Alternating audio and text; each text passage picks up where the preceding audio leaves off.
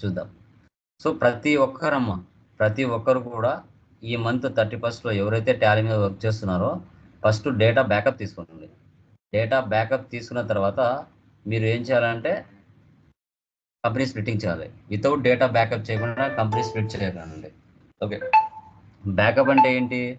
మీ data మీ సిస్టంలో ఎక్కడైతే store అయి ఉంటుందో ఆ డేటాని కాపీ చేసుకొని ఫస్ట్ మీరు వేరే ఫోల్డర్లో కాపీ చేసి పేస్ట్ చేసుకోవాలి. ఎందుకంటే ఒకవేళ మీరు ఏమైనా మిస్టేక్ చేసినా కూడా మీరు మళ్ళీ ఆ డేటాని కాపీ చేసి ఇక్కడ పేస్ట్ చేసుకొని దాన్ని మళ్ళీ మాడిఫికేషన్ చేసుకోవచ్చు. అలా డేటా బ్యాకప్ తీసుకోకుండా మాన్యువల్ బ్యాకప్ డైరెక్ట్గా చేశారంటే మిస్టేక్ ఏంటంటే మళ్ళీ డేటా రాదు బ్యాకప్. కాబట్టి మీరు చేసేటప్పుడు ప్రతిదీ కూడా కేర్ఫుల్గా అన్ని రకాలుగా చెక్ చేసుకొని మీ పై అధికారులను అడిగి, సార్ ఇప్పుడు మనం స్ప్లిట్ చేయొచ్చు ఆ కంపెనీని అని అడిగి మీరు చేయాలి. డైరెక్ట్గా మీరు నేర్చుకున్నారు కదా అనేసి పోయి ఇమీడియట్గా చేయకండి, ప్రాబ్లం వస్తుంది. ఇప్పుడు మనం చేసిన కంపెనీ ఏంటి? మనం యాక్చువల్గా సర్వీస్ కంపెనీ LIT1 కదా. ఇది నెంబర్ ఎంత ఉందో ఒకసారి చూద్దాం. చూడండి, 100101070. ఇది ఎక్కడ ఉంటుంది? నా సిస్టంలో ఎక్కడ సేవ్ అయి ఉంది?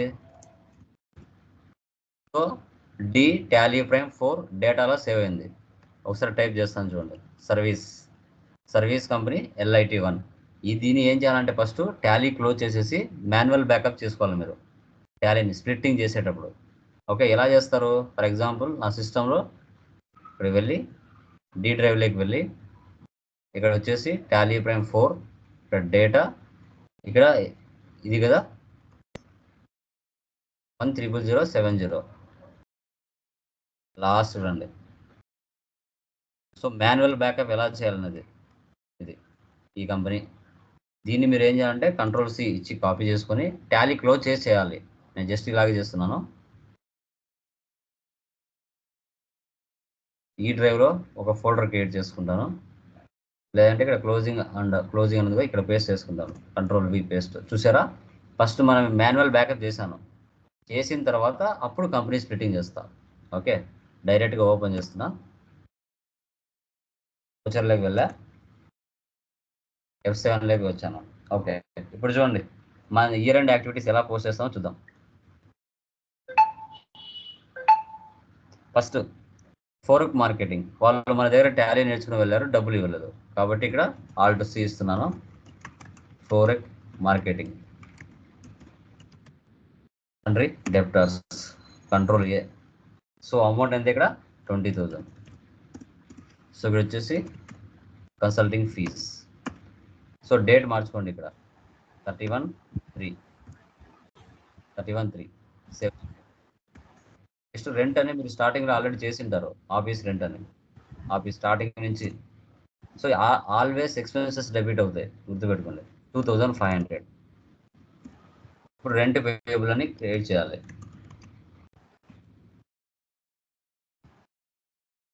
ప్రొవిజన్స్ అన్నా కరెంట్ లైబిలిటీస్ అన్నా ఒకటే. సేవ్. నెక్స్ట్ సాలరీస్ అమౌంట్ ఎంత? 12,000 sir. Alt+C salary payable. Provisions Ctrl+A. Next, so office expense వచ్చేసి 750.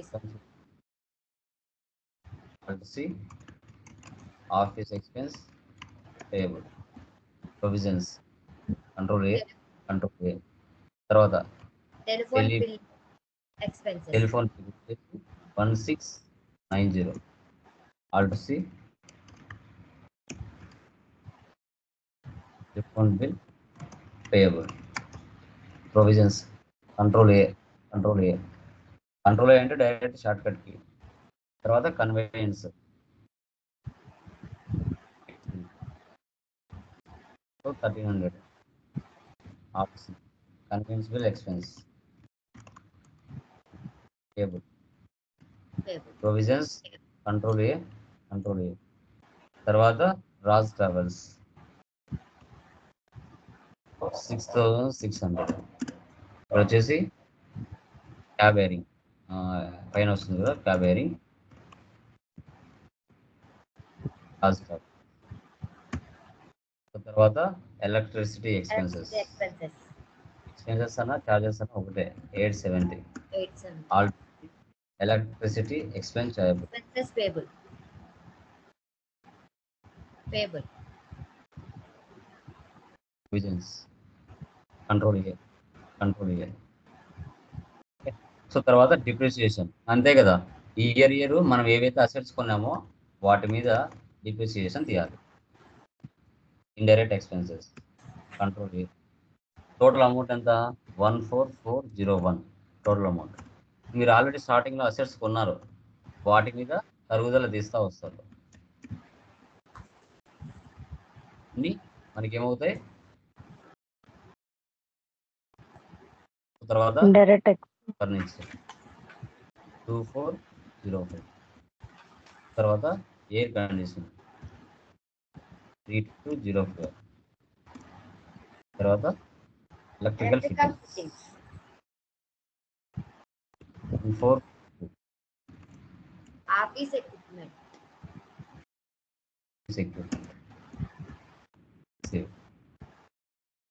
తర్వాత magazine subscription expenses.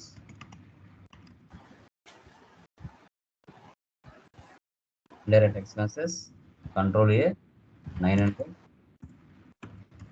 Prepaid magazine subscription. తర్వాత insurance expense. Indirect expenses 4000. Prepaid insurance. తర్వాత income tax expenses.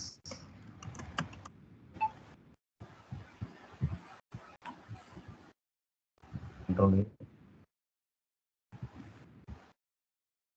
Income tax expense payable.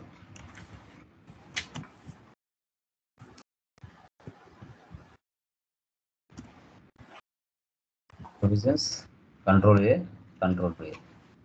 తర్వాత stock of stationery ఎందుకు reverse చేయాలని చెప్తాను. Current asset control A 5000.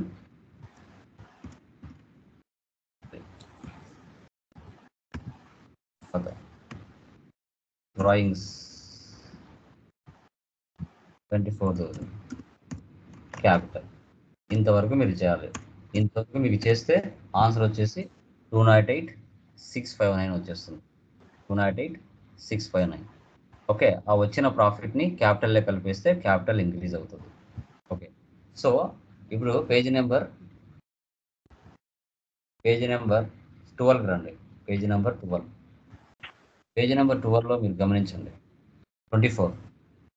Transfer the stationery amount 5,000 to the stock of stationery. Stationery is the expense ledger. Expenses and incomes ledgers will not transfer to the next year. Asset and liabilities only transfer to the next year. So we have to transfer the stationery expense ledger to stock of stationery, which we have to create under current asset group. It is a journal voucher.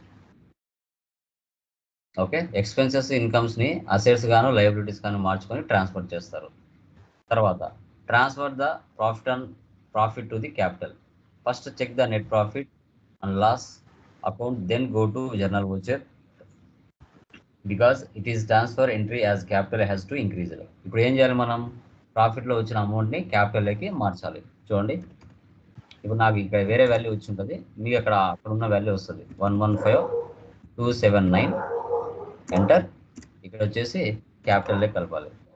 Capital అది చూడండి, profit and loss 0 అయిపోయింది. ఆ amount క్యాపిటల్లో కలిపింది. Capital amount increase. ఇది ఇలా చేసాం. Okay, next ఏముంది 26 March month salaries rent entries. Generally expenses like salaries rent paid in the next month, but we have to close the accounts in the month of March because the financial year from 1 April 31st 3. So we have to transfer the expense into liability. So మనం ఏం చేసాం, debit rent expenses, credit rent payable చేసాం. ఇది మనం ఇదివరకు చేసింది. In the next financial year we have to pass the rent entry like this. Debit rent payable, credit cash or bank తీసుకోవాలి. Next year April మంత్లో తీసుకుందాం. ఇప్పుడు కంపెనీ స్ప్లిట్ చేద్దాం. సో ఇవి ఈ విధంగా మనం ఇయర్ ఎండ్ యాక్టివిటీస్ అనేది మనం చేయాల్సి వస్తుంది. ఇప్పుడు చేసిన తర్వాత ఇప్పుడు సర్వీస్ కంపెనీ దీంట్లో వచ్చి బ్యాలెన్స్ షీట్ చూద్దాం ఎంత ఉందో. 4,61,889 రూపాయలు ఉంది. ఇదే అమౌంట్ యాజ్ ఇట్ ఈస్గా న్యూ కంపెనీలోకి వచ్చేస్తారు చూడండి.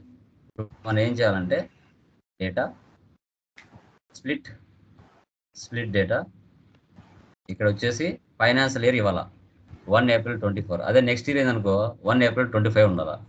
This will be set as the financial year beginning date for the new company. You can select A date between 2 April 23, 1 April 24. 2 April అని పెట్టకూడదు, 1 April పెట్టాలి. Okay, recommended date is 1 April 24. అలా 2, 3, 4 అట్లా పెట్టకూడదు, wrong అవుతుంది. The following companies will be created. Name of the first company, name of the second company, 2 కంపెనీలుగా divide అవుతుంది. Already ఇక్కడ ఓల్డ్ కంపెనీ ఉంది, ఇప్పుడు మళ్ళీ 2 కంపెనీలు డివైడ్ అవుతాయి. దాంట్లో ఒకటి డూప్లికేట్, ఒకటి ఒరిజినల్ ఉంటుంది. డూప్లికేట్ని డిలీట్ చేయాలి మనం. Yes sir, yes.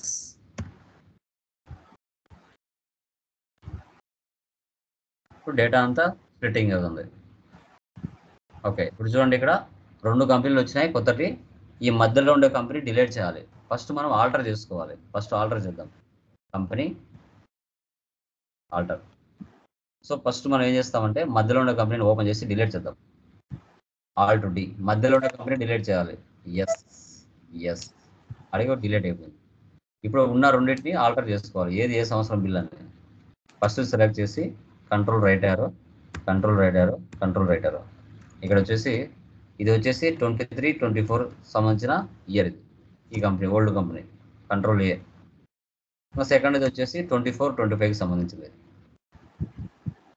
Control right arrow ఇవ్వాలండి, కర్సర్ లాస్ట్ వస్తుంది. 24-25 control A, save.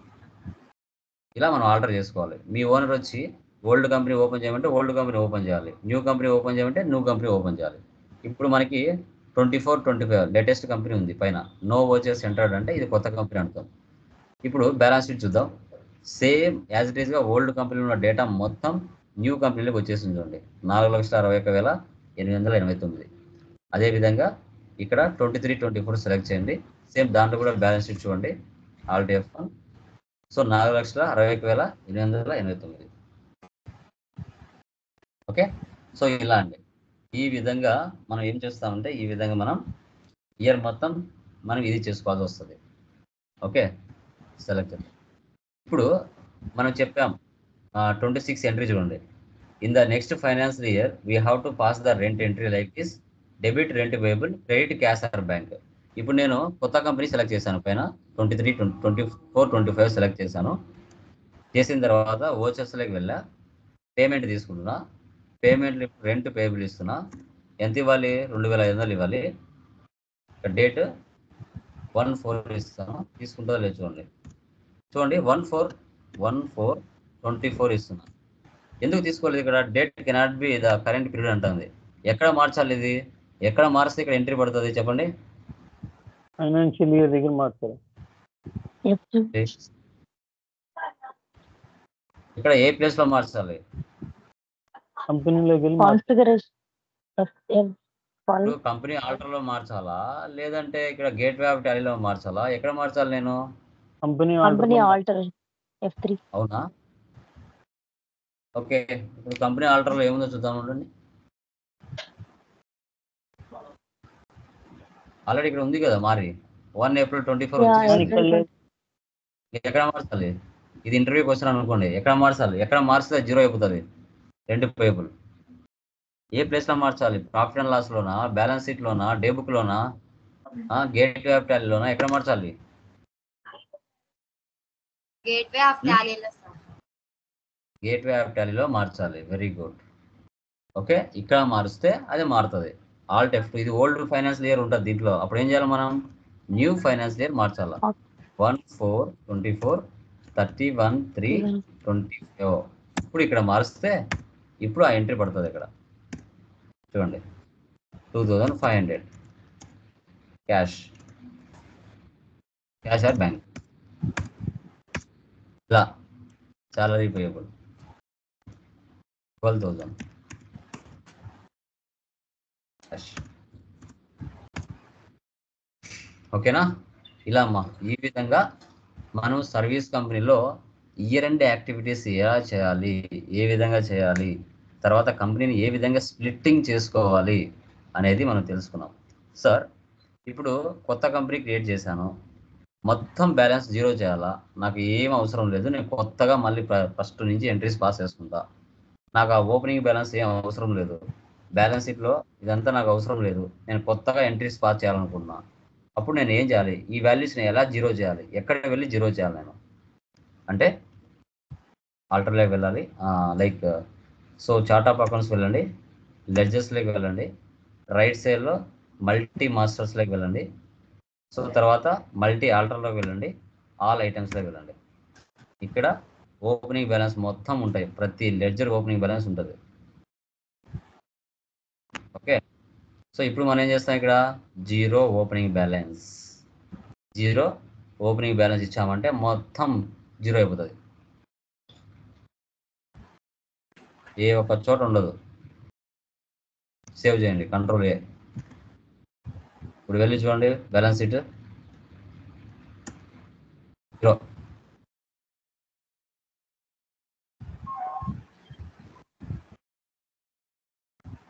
Cash balance తప్పితే మొత్తం జీరో.